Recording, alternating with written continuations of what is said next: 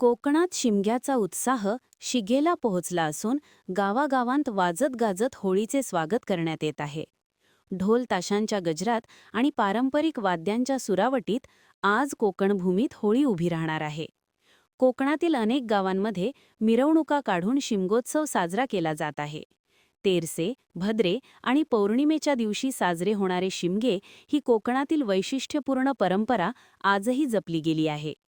विविध चालीरीती, रूढी आणि परंपरांचा संगम या उत्सवात पाहायला मिळतो. शिमगा अर्थात होळी उत्सवात आंबा, पोफळी, शेवर आणि सुरमाडाच्या होळ्या रचण्याची परंपरा कोकणात आजही कायम आहे.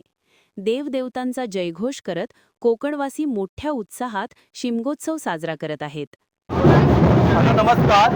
हे बोपेंडीखुर्द गावची कामदेवता आई महालक्ष्मी मागणी कार्यक्रममध्ये हे 1300 शिमगे हे आज रत्नागिरीमध्ये सामाप्रमाणे रत्नागिरी होळी तोडणी कामे आले होते. आम्हाला या ठिकाणी होळी तोडले गेले आहे आणि आता या ठिकाणी कातरगाडी जाण्यासाठी रवाना होत आहे.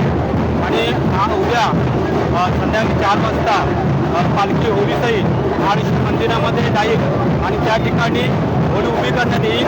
आणि त्यानंतर 4 पालखी महालक्ष्मी मंदिरामध्ये घंटी असते आणि आता गावातली घरोघरी जाऊन घरं घेऊन आणि ही नवसाली पावणारी दिव्य असल्यामुळे मुंबईचे ग्रामस्थ आजूबाजूच्या गावातले ग्रामस्थ या ठिकाणी येतात आणि या ठिकाणी मोठ्या प्रमाणात देवी नवसाला पावणारे असल्यामुळे माहेरवासिनी मुठी भरण्यासाठी या गावामध्ये येतात.